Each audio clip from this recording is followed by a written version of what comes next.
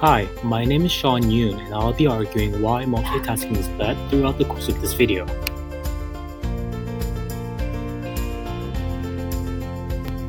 These days, especially for us like college students, it is often easy to find ourselves with a heavy load amount of work and task.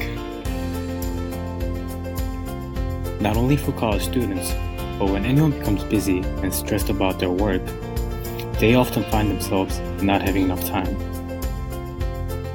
Also, a lot of people, including myself, often have social interaction via social media on their technological devices like cell phone. Therefore, it is not surprising to find that people are looking for a faster way to get their work done. And often, people come to a conclusion that multitasking is the best way to both save their time and be more productive. But that's not true.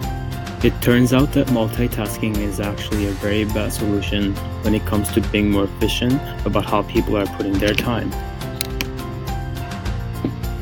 Negative effects of multitasking include inefficient time use, no learning, and less amount of actual work being done.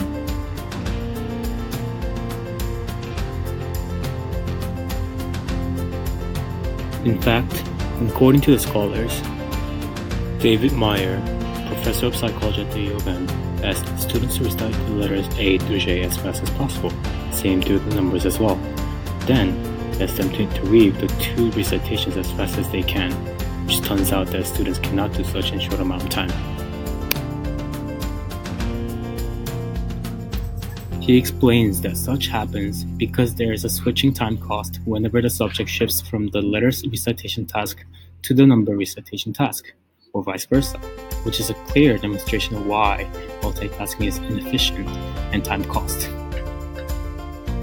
Also, Clifford Nas, professor of communication at the Stanford University, mentioned that heavy multitaskers are often extremely confident in their abilities, but there's evidence that those people are actually worse at multitasking than most people.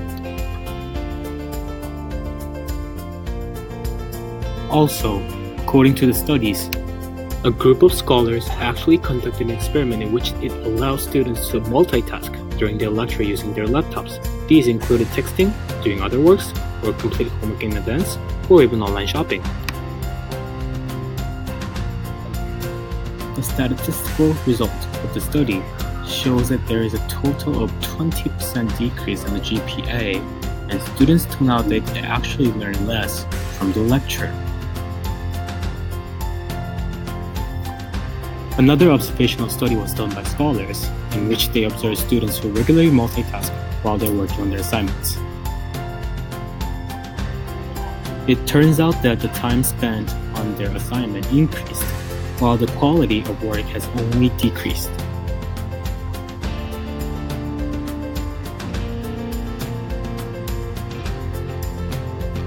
Another experiment illustrated a family and their child's tendency to multitask during dinner time using their cell phone.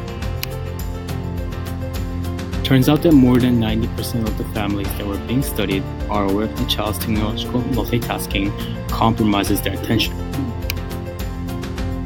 So what can we do instead to not multitask and be more efficient?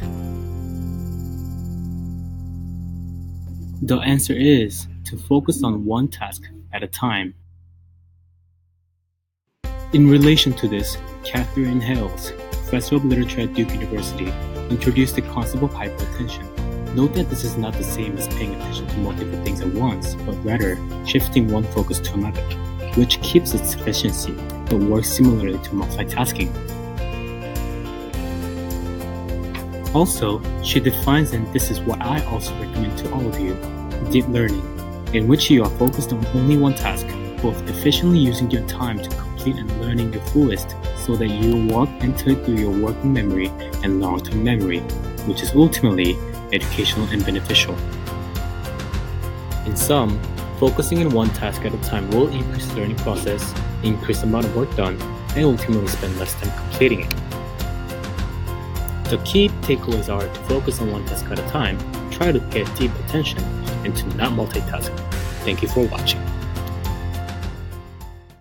created using Powtoon.